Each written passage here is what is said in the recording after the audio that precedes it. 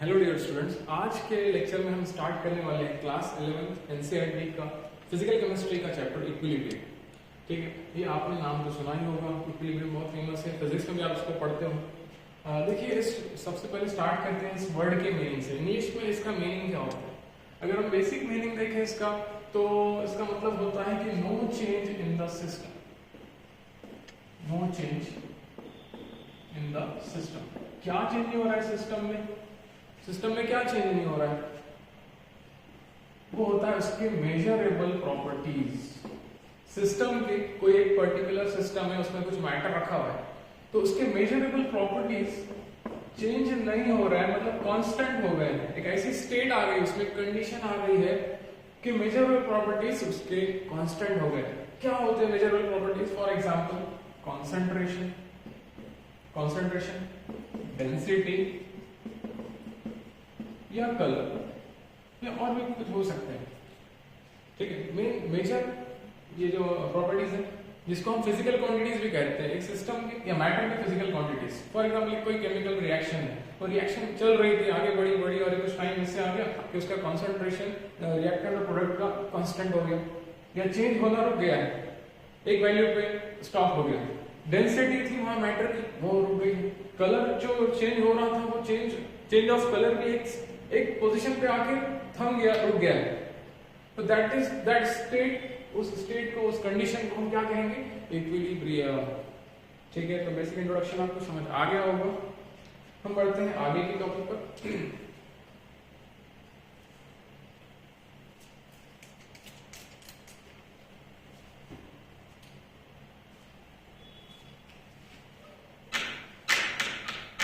इसके बाद देखते हैं कि भाई केमिस्ट्री में इसका क्या काम है। ठीक है, केमिस्ट्री में इसका क्या काम है? तो केमिस्ट्री में हम इसके मेजर 3 टाइप्स पढ़ने वाले हैं। पहला है फिजिकल इक्विलिब्रियम, ओके। दूसरा है केमिकल इक्विलिब्रियम और तीसरा है आयोनिक इक्विलिब्रियम। ठीक है, हमको इस चैप्टर में बेसिकली ये मेजर 3 टाइप्स पढ़ना है इक्विलिब्रियम की। First one physical, second one chemical और थर्ड वन आयोनिक। अब देखिए, नाम से आपको समझ में आ रहा होगा फिजिकल इक्विलिब्रियम कहाँ पे आएगा, कौन से एग्जांपल्स में आएगा? वही जो फिजिकल प्रोसेसेस होते हैं, जैसे स्टेट चेंज है, कलर का चेंज होना है, चेंज ऑफ स्टेट है। ओके, मैटर के स्टेट जो चेंज होते हैं, solid to liquid, liquid to gas या सॉलिड टू डायरेक्ट गैस, जिसको हम सब्लिमेशन बोलते हैं। तो वो फिजिकल प्रोसेस के अंदर अगर इक्विलिब्रियम आता है तो that is called physical equilibrium. Second type जो है इसकी केमिकल इक्विलिब्रियम। फिर से अगेन हमको उसका नाम खुद कह रहा है कि केमिकल इक्विलिब्रियम क्या होगा? कोई केमिकल रिएक्शन के अंदर, okay, if we are looking at a chemical reaction और वहां पर इक्विलिब्रियम आ जाता है तो that is called chemical equilibrium. और थर्ड वन, इसको हम इस चैप्टर का ये सेकंड पार्ट है। ये जो इक्विलिब्रियम चैप्टर है, 2 मेजर पार्ट है इसके, एक केमिकल इक्विलिब्रियम और उसके बाद हमको पढ़ना है आयनिक इक्विलिब्रियम। तो इसका क्या होगा? इसमें आयंस अपने इलेक्ट्रोलाइट के साथ इक्विलिब्रियम में आ जाते हैं। ठीक है, तो ये अभी हम आगे पढ़ेंगे। चलिए स्टार्ट करते हैं first type, that is physical equilibrium. थोड़ा डिटेल में जाएंगे फिजिकल इक्विलिब्रियम के। फिजिकल इक्विलिब्रियम मतलब स्टेट चेंज के जो एग्जांपल्स होते हैं उसमें हम देख सकते हैं क्या होगा। अब जो भी तीनों भी टाइप के इक्विलिब्रियम है वो कहाँ पे आते हैं, उसकी कुछ कंडीशंस है। सबसे मेन चीज, जो भी प्रोसेस में वो आएंगे वो प्रोसेस रिवर्सिबल होना चाहिए। सबसे मेन चीज, पहली चीज क्या है कि वो प्रोसेस रिवर्सिबल होना चाहिए। वो चाहे फिजिकल प्रोसेस हो या केमिकल रिएक्शन हो, रिवर्सिबल रहेगी तभी उसमें हम इक्विलिब्रियम को ऑब्जर्व कर सकते हैं या वो रिएक्शन इक्विलिब्रियम स्टेट में जा सकती है। ओके, क्लियर है यहाँ पे? सेकंड कंडीशन, जो भी प्रोसेस या रिएक्शन हो रही है उसको हम जो करेंगे, कैरी आउट करेंगे, वो क्लोज्ड कंटेनर में होगा। Okay, very important. एक तो रिवर्सिबल प्रोसेस और दूसरा क्लोज कंटेनर में होना चाहिए। क्लोज कंटेनर के बाहर, अगर ओपन कंटेनर में आप ऑब्जर्वेशन करना चाहेंगे इक्विलिब्रियम को, नहीं होगा, इम्पॉसिबल है। ठीक है, चलिए आते हैं फिजिकल इक्विलिब्रियम के पास। इसमें फर्स्ट टाइप है solid liquid equilibrium. Solid liquid equilibrium. क्या हो रहा है, सॉलिड लिक्विड, कोई भी सॉलिड अपने लिक्विड के साथ इक्विलिब्रियम में, वो कब होता है, कैसे होता है, अभी हम देखते हैं। चलिए, अगर हमने सबसे जो कॉमन आइस, हम इसको एग्जांपल में देख सकते हैं, सबसे कॉमन सॉलिड यूज होता है अपने पास, वो है आइस।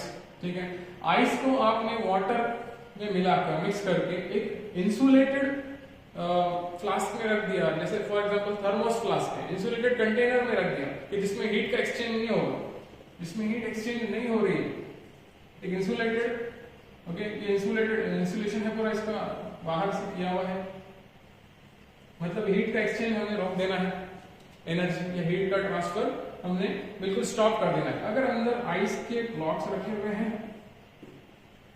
ठीक है, आइस ब्लॉक्स हैं, बड़े बड़े आइस ब्लॉक्स हैं, ये छोटे भी हो सकते हैं, और अंदर उसको हमने वाटर से भी फिल कर दिया है और वाटर भी है, ठीक है, तो क्या होता है, थोड़ा सा टाइम गुजरने के बाद उनको ये फील होता है कि ना क्वांटिटी ऑफ आइस चेंज हो रही है, ना क्वांटिटी ऑफ वाटर चेंज हो रहा है।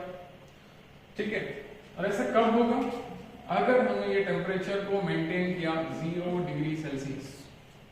ओके, बताओ बेटा 0 डिग्री सेल्सियस क्या होता है, 0 डिग्री सेल्सियस आइस से कुछ कनेक्शन है या वाटर से, क्या होता है 0 डिग्री सेल्सियस, यस, वाटर का फ्रीजिंग पॉइंट है, या कन्वर्जन टेम्परेचर भी हम बोल सकते हैं कि आइस और वाटर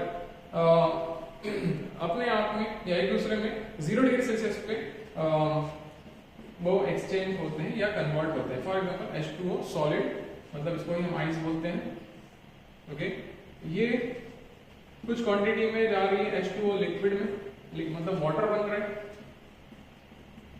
इस प्रोसेस में क्या होता है, इसको बोलते हैं डायनामिक इक्विलिब्रियम। डायनामिक इक्विलिब्रियम मतलब दोनों, देखो मैंने कहा था कि पहले तो क्या होना चाहिए, रिवर्सिबल प्रोसेस होना चाहिए, तो ये रिवर्सिबल प्रोसेस है। कैसा रिवर्सिबल है, देखो यहाँ पे 2 एरोज अगर हम बताएंगे, एक फॉरवर्ड एरो, एक बैकवर्ड एरो, मतलब ये रिवर्सिबल प्रोसेस है।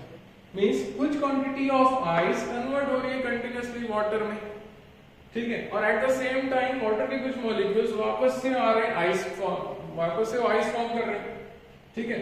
तो स्टार्टिंग में तो दोनों अलग अलग रेट से होते हैं, लेकिन जैसे ही टाइम थोड़ा सा आगे पास होता है तो एक स्टेट ऐसा आता है कि जितने आइस के मॉलिक्यूल्स वाटर में कन्वर्ट हो रहे हैं, उतने ही वाटर के मॉलिक्यूल्स वापस से आइस में कन्वर्ट हो रहे हैं। Okay, means the rate of forward process and the rate of backward process becomes equal. जैसे ही फॉरवर्ड और बैकवर्ड प्रोसेस का रेट या स्पीड इक्वल होगी, मैच होगी, तो वही स्टेट, वहीं से इक्विलिब्रियम एस्टैब्लिश हो जाता है, ठीक है। और आइस के एग्जांपल में ये कब होगा, ये टेम्परेचर 0 डिग्री सेल्सियस पे या 273 केल्विन पर होगा, ओके, 273 केल्विन या 0 डिग्री सेल्सियस पे अगर हमने एक क्लोज्ड इंसुलेटेड कंटेनर में आइस और वाटर को मिक्स करके रखा, तो दोनों एक कुछ टाइम के बाद इक्विलिब्रियम में आ जाते हैं। मींस ना क्वांटिटी ऑफ आइस चेंज होती है और ना क्वांटिटी ऑफ वाटर चेंज होती है, ठीक है। ये कहां पे होगा, मतलब हम कह सकते हैं फॉर आइस या कोई भी सॉलिड के लिए, for any solid, for any solid, for any solid, solid अपने लिक्विड स्टेट के साथ इक्विलिब्रियम में होता है। कहां पे होता है, एट इट्स मेल्टिंग पॉइंट या उसके कन्वर्जन टेम्परेचर पर, ठीक है बेटा, समझ में आ गया है। ये था फिजिकल इक्विलिब्रियम का first type, solid liquid equilibrium, okay. चलिए इसके बाद देखते हैं second type, second type of physical equilibrium, that is liquid vapour equilibrium.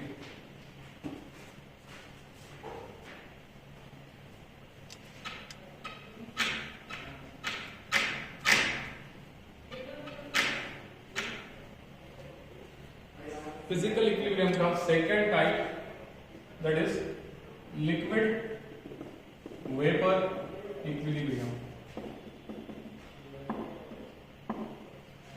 Okay. कोई भी लिक्विड अपने वेपर स्टेट के साथ इक्विलिब्रियम में है, ऐसा कब होगा, अगर हम ये क्लोज कंटेनर में करेंगे तो, ठीक है।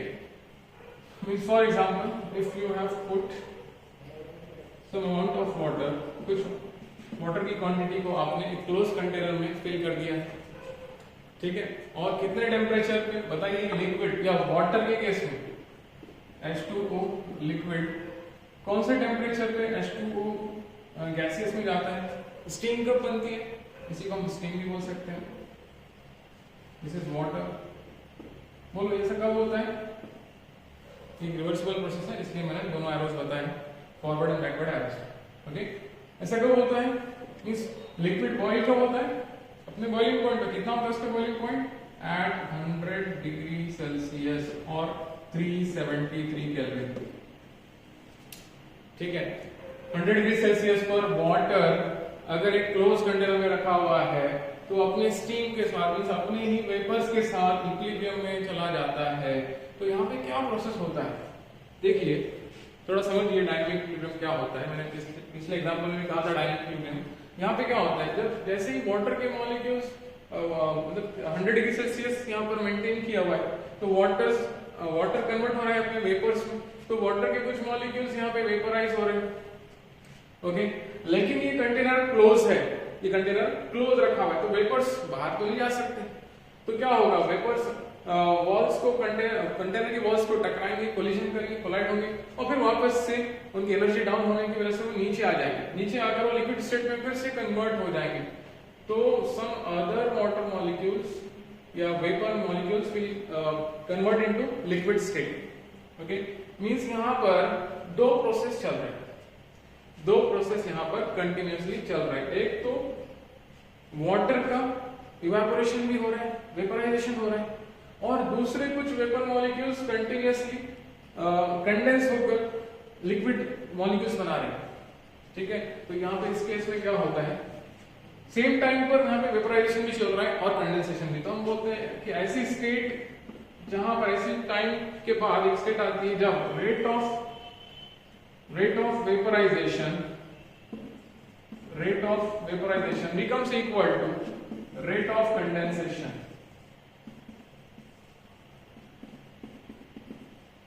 Rate of vaporization becomes equal to rate of condensation.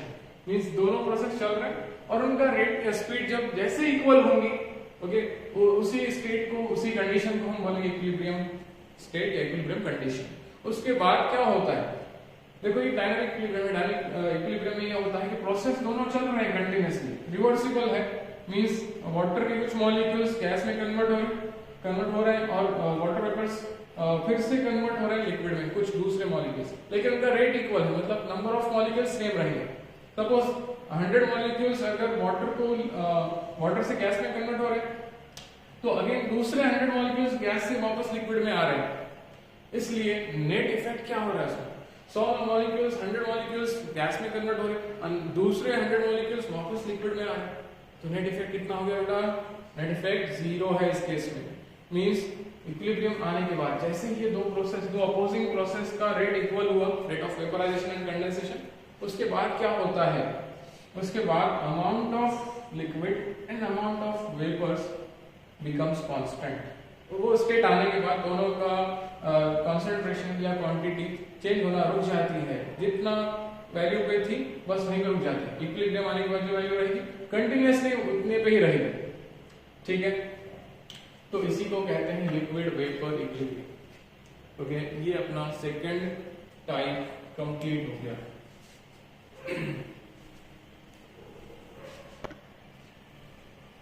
हाँ, तो बच्चों इसके बाद पढ़ते हैं फिजिकल इक्विलिब्रियम का third type, C type, that is solid gas equilibrium. Solid gas equilibrium, कोई भी सॉलिड अपने ही वेपर्स के साथ इक्विलिब्रियम में है। ऐसा कौन से लिक्विड्स, ऐसे कौन से सॉलिड्स में होगा बताइए? ये सिर्फ उन्हीं सॉलिड्स में होगा जो सब्लिमेट हो सकते हैं, क्योंकि देखिए सॉलिड का कन्वर्जन डायरेक्ट गैस में हो रहा है, ये तो सिर्फ सब्लिमेशन प्रोसेस में होता है। ठीक है, तो फॉर एग्जांपल हम लेंगे यहाँ पे जैसे कि सॉलिड कौन है जो सब्लिमेट होता है, वो है आयोडीन, I2 सॉलिड। आपको अगर आपने उसको एक क्लोज कंटेनर में रख दिया, ओके, आयोडीन के सॉलिड को आपने क्लोज कंटेनर में रख दिया, तो ये धीरे धीरे आयोडीन गैसियस में कन्वर्ट होगा, गैसियस आयोडीन में कन्वर्ट होगा। और क्या होगा, आपको क्या नजर आएगा वहां पर, आपको वहां पे नजर आएगा कि उस कंटेनर में धीरे धीरे वॉयलेट कलर आ रहा है। ठीक है, वॉयलेट कलर किसकी वजह से आता है? वो आता है गैसियस आयोडीन की वजह से। ठीक है, तो क्या हो रहा है यहाँ पे solid iodine is in equilibrium. देखो ये जब सिंबल आ जाएगा रिवर्सिबल का तो कहना आपको इक्विलिब्रियम आ चुका है, ठीक है। Solid iodine is in equilibrium with gaseous iodine, और गैसियस आयोडीन का कलर होता है वायलेट, ठीक है। जैसे आपने स्टार्टिंग में पुट किया आयोडीन सॉलिड को एक क्लोज कंटेनर में, तो शुरू में तो कोई कलर नहीं रहेगा वहां पे वेपर्स का, लेकिन धीरे धीरे वायलेट कलर अपीयर होना स्टार्ट होगा, ओके। और टाइम के साथ साथ उसकी इंटेंसिटी बढ़ती जाएगी, कलर का जो क्वांटिटी है कलर की बढ़ेगी, वेपर्स बढ़ेंगे, आयोडीन के वेपर्स बढ़ेंगे, वायलेट कलर बढ़ेगा। लेकिन एक टाइम ऐसा आएगा कि उस टाइम के बाद कलर बढ़ना या increase in colour will stop, ठीक है। एक टाइम ऐसा आएगा कि उस कलर का बढ़ना रुक जाएगा। उसी टाइम को या उस टाइम के आने से पहले उस स्टेट को क्या कहते हैं, इक्विलिब्रियम, ठीक है। दोनों प्रोसेस यहाँ पे, ये भी डायनामिक इक्विलिब्रियम है, मींस सॉलिड आयोडीन सॉलिड के कुछ मॉलिक्यूल्स गैस में कन्वर्ट हो रहे हैं और दूसरे कुछ गैस के मॉलिक्यूल सेम क्वांटिटी में आयोडीन सॉलिड में कन्वर्ट हो रहे हैं, ठीक है। और एक टाइम ऐसा आता है जब rate of solid to gas becomes equal to rate of gas to solid conversion, okay. दोनों प्रोसेस का रेट जब इक्वल हो जाता है, when the rate of forward process equal to rate of backward process. Backward means यहां पर इस case में gas to solid conversion. Rate equal होना, स्पीड इक्वल होना मतलब क्या कि नंबर ऑफ मॉलिक्यूल्स जो कन्वर्ट हो रहे हैं वो सेम क्वांटिटी में हो रहे हैं, सेम नंबर में हो रहे हैं, ठीक है। तो rate of forward process rate of backward process becomes equal, और इसी कंडीशन को हम कहते हैं state of equilibrium, state of equilibrium, okay. तो ये किसी सॉलिड के केस में अपने उसकी गैसियस फॉर्म के साथ आ सकती है इक्विलिब्रियम की स्टेट, और लेकिन कौन से सॉलिड्स में आएंगे, सिर्फ उन्हीं सॉलिड्स में आएंगे जो सब्लिमेट हो सकते हैं, ठीक है। और एक हमने छोटा सा एग्जांपल लिया आयोडीन, ठीक है। तो ये था थर्ड टाइप फिजिकल इक्विलिब्रियम का। देखिए इसके बाद अलावा और भी कुछ टाइप्स हैं इसके, लेकिन ये 3 मेजर टाइप्स है, इसलिए हम अभी आगे बढ़ते हैं। फिजिकल इक्विलिब्रियम यहाँ पे कंप्लीट हुआ, हम स्टार्ट करते हैं chemical equilibrium, okay. Now we are going to start chemical equilibrium.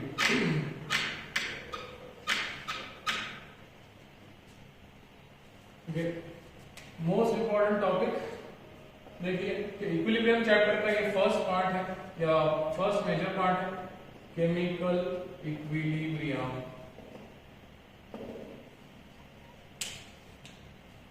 Again बहुत सिंपल है, देखिए बहुत सिंपल है समझना, वो कोई मुश्किल नहीं है। लोग इस चैप्टर को डिफिकल्ट समझते हैं, लेकिन ये अगर आपने बेसिक इंट्रोडक्शन इसका अच्छे से समझ लिया कुछ कंसेप्ट्स फिजिकल केमिस्ट्री के अगर आपको न्यूमेरिकल पार्ट अच्छे से आता है तो ये चैप्टर बहुत इजी है, ठीक है। तो देखिए क्या होता है chemical equilibrium. Chemical equilibrium means एक इक्विलिब्रियम की स्टेट आती है एक केमिकल रिएक्शन के अंदर, ठीक है। इक्विलिब्रियम आ रहा है, किसमें आ रहा है, कोई केमिकल रिएक्शन के अंदर आ रहा है। अब रिएक्शन कैसे होनी चाहिए, तो मैंने पहले ही बताया था आपको कैसे होना चाहिए, वो एक रिवर्सिबल केमिकल रिएक्शन होना चाहिए, रिवर्सिबल केमिकल रिएक्शन होना चाहिए। मींस ऐसे रिएक्शन जो दोनों डायरेक्शन में, दोनों ऑपोजिट डायरेक्शन में चल रही है।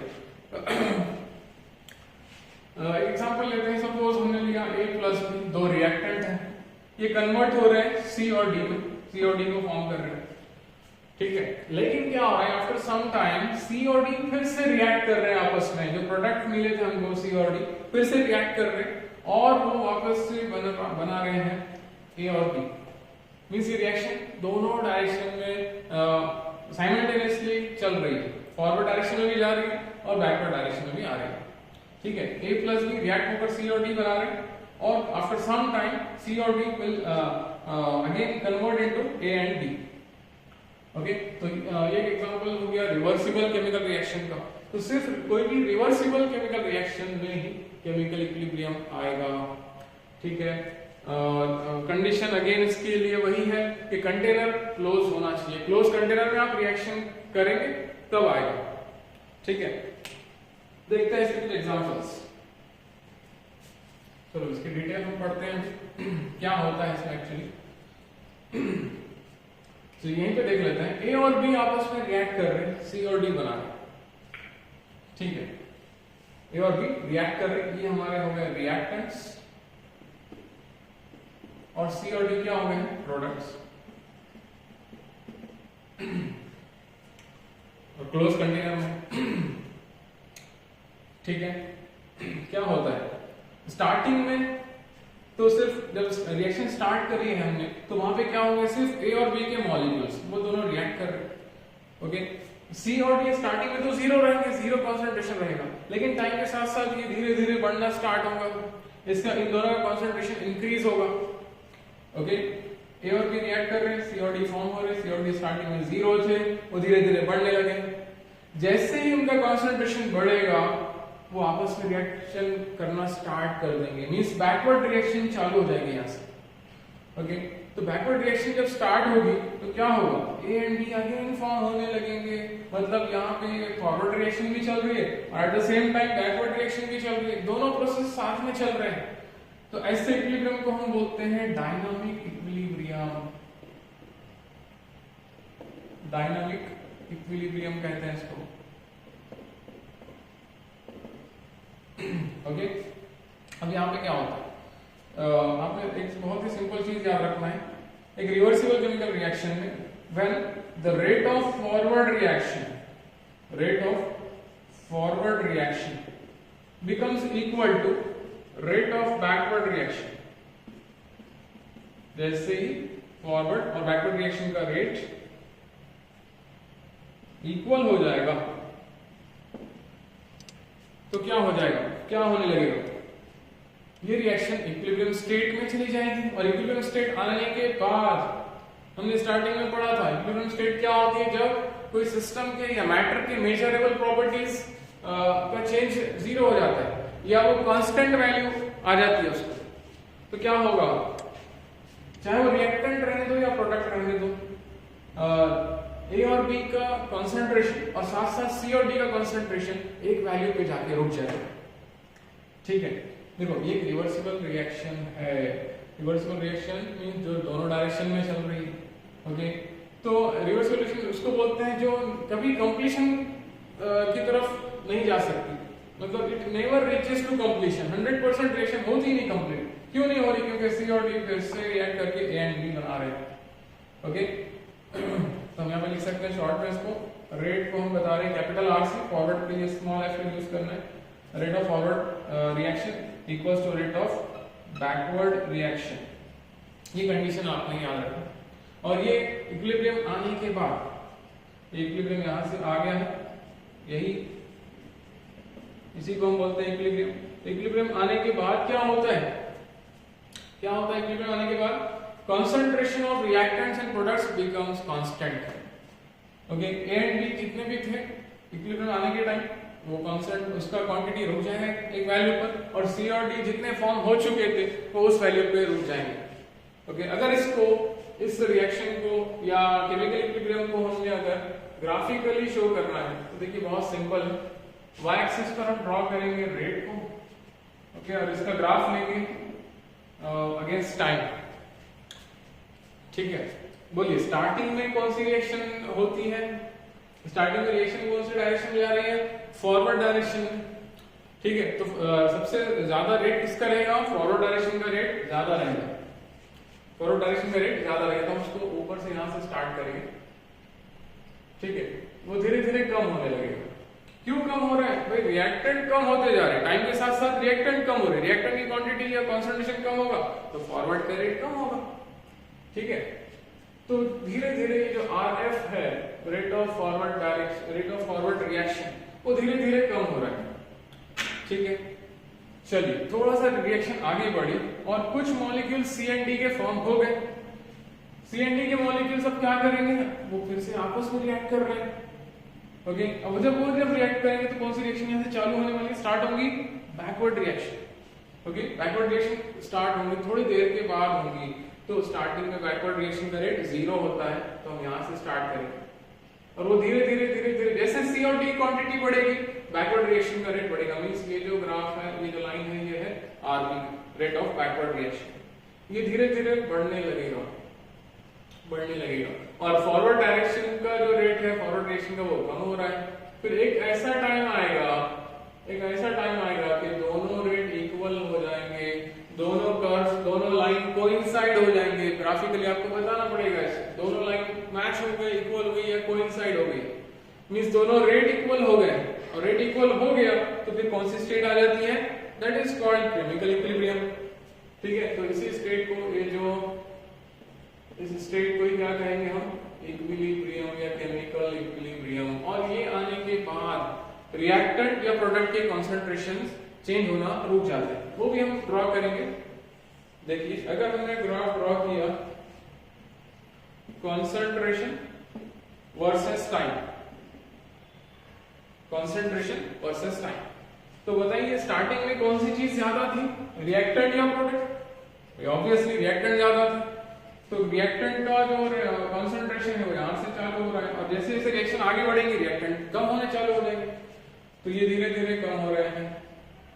ठीक है, ए और बी धीरे धीरे उनका जो कॉन्सेंट्रेशन है वो डिक्रीज हो रहा है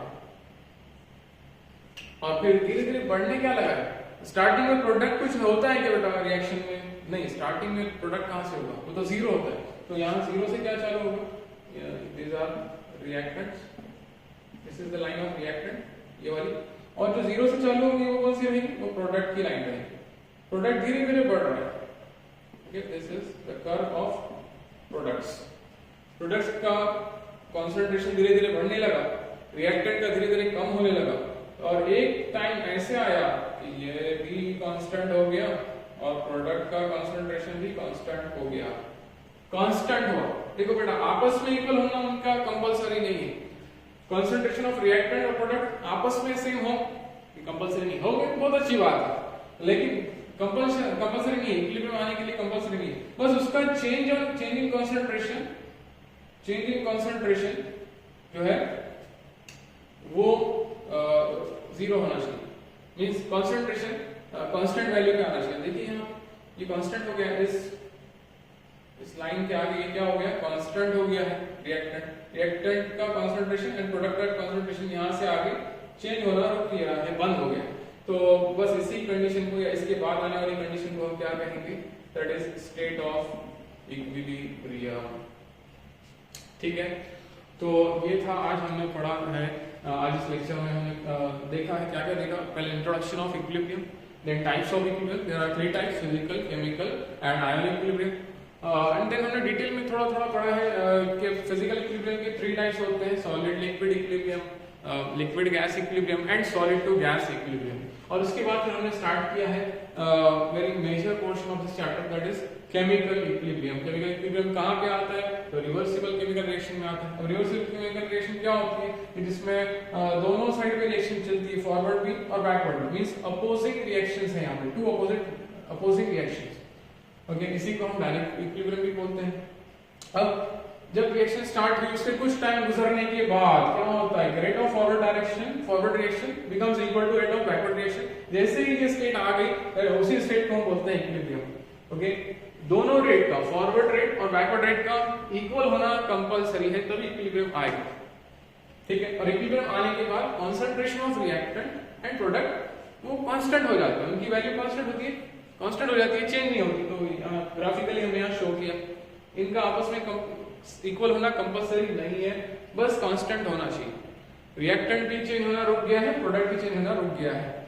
हालांकि रिएक्शन चलती रहती है, फॉरवर्ड रिएक्शन भी चलती रहती है और at the same time backward reaction भी चलती रहती है, लेकिन दोनों सेम स्पीड से हो रही है। तो नेट इफेक्ट क्या हो गया बेटा, उसमें नेट इफेक्ट 0 हो गया है, कोई चेंज होता हुआ हमको सिस्टम में नजर नहीं आएगा और रिएक्टेंट्स और प्रोडक्ट्स की क्वांटिटी एक वैल्यू पे रुक जाएंगी, कांस्टेंट हो जाएंगी।